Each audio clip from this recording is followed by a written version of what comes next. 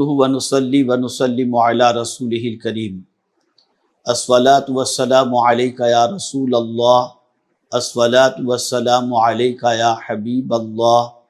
الصلاۃ والسلام علیک یا نبی اللہ وعلی آلک واصحابک یا حبیب اللہ صلی اللہ تعالی علیہ وآلہ وسلم۔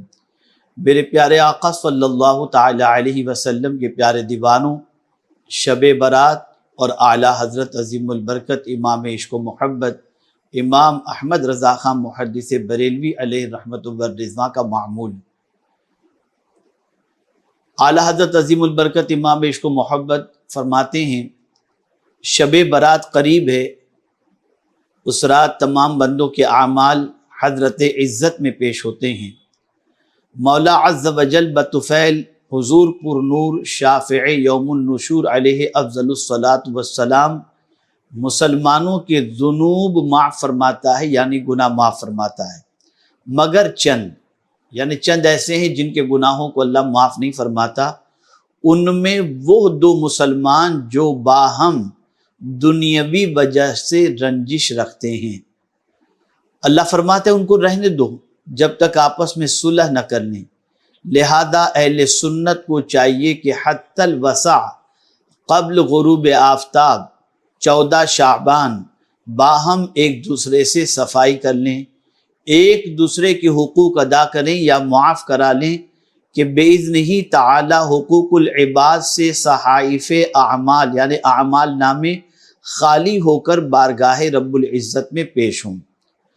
حقوق مولا تعالیٰ کے لیے توبہ صادقہ کافی ہے، یعنی سچی توبہ کافی ہے کہ آقا کریم صلی اللہ علیہ وسلم نے فرمایا التائب من الذنب کمن لا ذنب لہ، گناہ سے توبہ کرنے والا بے گناہ کی طرح ہے۔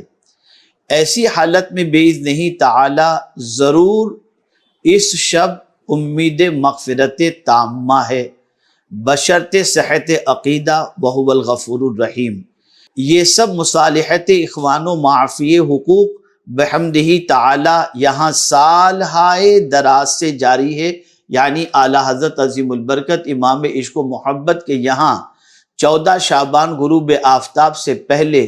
بندے ایک دوسرے سے معاف کر لیں، اس کے لیے اعلیٰ حضرت عظیم البرکت امام عشق و محبت کے یہاں سب جمع ہوتے اور ایک دوسرے کو معاف کرتے اور ایک دوسرے سے معافی طلب کر لیا کرتے۔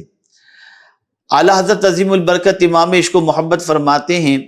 امید ہے کہ آپ بھی وہاں مسلمانوں میں اس کا اجرا کر کے اس چیز کے مصداق ہوں، یعنی جو اسلام میں اچھی راہ نکالے اس کے لیے اس کا ثواب ہے، اور قیامت تک جو اس پر عمل کریں ان سب کا ثواب ہمیشہ اس کے نامہ اعمال میں لکھا جائے بغیر اس کے کہ ان کے ثوابوں میں کچھ کمی آئے۔ اور اس فقیر ناکارہ کے لیے عفو و عافیت دارین کی دعا فرمائیں۔ فقیر آپ کے لیے دعا کرے گا اور کرتا ہے۔ سب مسلمانوں کو سمجھا دیا جائے کہ وہاں نہ خالی زبان دیکھی جاتی ہے، نہ نفاق پسند ہے، صلح اور معافی سب سچے دل سے ہو۔ یہ پیغام میں اعلیٰ حضرت عظیم البرکت امام عشق و محبت کا آپ کی سماعتوں کے حوالے پڑھ کر اس لیے کر رہا ہوں کہ آج مسلمانوں کے سینے کینے سے بھرے ہوئے الا ماشاءاللہ، اور ایک دوسرے کی دل آزاری کے ساتھ ساتھ ایک دوسرے کی حق تلفی کا بازار بالکل گرم نظر آتا ہے۔ ایک دوسرے کو نیچے دکھانا، ایک دوسرے کی غیبت کرنا، ایک دوسرے کی چغلی کرنا، مردار بھائی کے گوشت کھانے کے مترادف ہے۔ جہاں چند بیٹھے تو تیسرے کے لیے منصوبہ سازی کرنا، العیاذ باللہ الا ماشاءاللہ۔ تو ہم سب کو چاہیے کہ شعبان المعظم کی 14 تاریخ کی آمد سے پیشتر اعلیٰ حضرت عظیم البرکت امام عشق و محبت کے معمول کے مطابق اگر دنیاوی رنجش کسی کے ساتھ کسی طریقے سے کسی مومن کے ساتھ ہو تو سچے دل سے معافی مانگ لیں، ان کو معاف کر دیں اور ایک دوسرے معافی تلافی کر لیں، اس لیے کہ اعلیٰ حضرت عظیم البرکت امام عشق و محبت نے شب برات سے متعلق فرمایا کہ اللہ عز و جل اس رات سب کے گناہوں کو معاف فرما دیتا ہے سوائے چند لوگوں کے۔ ان میں سے 2 وہ بھی ہوتے ہیں جو دنیاوی معاملات کے سلسلے میں ایک دوسرے کے لیے دل میں رنجش رکھتے ہوں۔ جب تک کہ یہ 2 آپس میں ایک دوسرے کو معاف نہیں کرتے اللہ بھی معاف نہیں کرتا۔ یاد رکھیں اگر معافی معمولی چیز ہوتی تو انبیاء کرام علیہ الصلوۃ والتسلیم کی دعائیں اٹھا کر کے دیکھیے، قرآن مقدس میں سب نے اللہ عز و جل سے معافی مانگی۔ مثال کے طور پر میں صرف 2 دعائیں آپ کے سامنے پیش کرتا ہوں۔ حضرت ابراہیم علیہ الصلوۃ والتسلیم نے دعا فرمائی، ربنا اغفر لی ولوالدی، آپ اندازہ لگائیں، وللمؤمنین یوم یقوم الحساب، انبیاء کرام معصوم ہوتے ہیں، باوجود اس کے مغفرت کی دعا اللہ کی بارگاہ میں کر کے اپنی امت کو بھی یہ تعلیم دیتے ہیں کہ معافی مانگا کرو، اللہ سے مغفرت طلب کیا کرو۔ خود حضور صلی اللہ علیہ وسلم سے رب قدیر نے فرمایا، وَقُلْ رَبِّ اغْفِرْ وَارْحَمْ وَأَنْتَ خَيْرُ الرَّاحِمِينَ، تم کہو رب معاف فرما، رحم فرما، اور تو سب سے زیادہ مہربانی کرنے والوں میں ہے۔ آپ اندازہ لگائیں، میں صرف آپ کو 2 آیتیں ہی بطور مثال پیش کیا ہوں، ورنہ قرآن مقدس میں کئی آیتیں مغفرت کے حوالے سے ملتی ہیں۔ تو میری گزارش ہے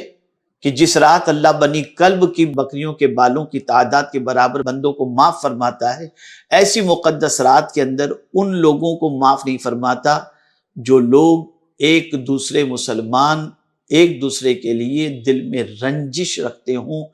اور دل کے اندر کھوٹ رکھتے ہوں۔ خدا را اللہ کی بارگاہ میں معافی کے طلبگار ہو تو ایک دوسرے کو معاف کرو، 14 شعبان سے پہلے ایک دوسرے سے معافی تلافی کر لو۔ اور اسی کے ساتھ ساتھ کچھ لوگ اکڑو مزاج کے بھی ہوتے ہیں کہ ان سے معافی مانگنے جاؤ تو کہتے ہیں جاؤ ہم معاف نہیں کریں گے، پتہ نہیں کس طریقے کا انداز اختیار کرتے ہیں۔ آقا کریم صلی اللہ علیہ وسلم کے ارشاد کا مفہوم ہے، جو مسلمان کسی دوسرے مسلمان سے معافی مانگے اور وہ معاف نہ کرے تو آقا کریم صلی اللہ علیہ وسلم فرماتے ہیں کل بروز قیامت وہ میرے حوض کوثر پر نہ آئے۔ یاد رکھو، مقبولیت کی اس گھڑی کے اندر ہم ایک دوسرے کو معاف کریں، اللہ رب العزت جل جلالہ ہمیں معاف فرمائے گا۔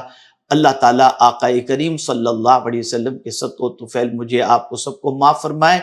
میں اس چینل کے ذریعے آپ تمام تک جہاں تک میری آواز پہنچتی ہے، میں آپ سب سے ہاتھ جوڑ کر اللہ عز و جل اور اس کے رسول صلی اللہ علیہ وسلم کا واسطہ دیتے ہوئے عرض کرتا ہوں کہ میری ذات سے کبھی جانے انجانے میں آپ کی دل آزاری ہوئی ہو تو پلیز مجھے معاف کر دیں، برائے مہربانی مجھے معاف کر دیں، آپ کا مجھ پر بہت بڑا احسان ہوگا۔ اور ساتھ ہی ساتھ آپ میں سے کسی کی طرف سے میری دل آزاری ہوئی ہو تو میں بھی اسے معاف کرتا ہوں۔ اللہ ہم سب کا سینہ رسول اعظم صلی اللہ علیہ وسلم کی محبت کا مدینہ بنائے۔ السلام علیکم ورحمۃ اللہ تعالی وبرکاتہ۔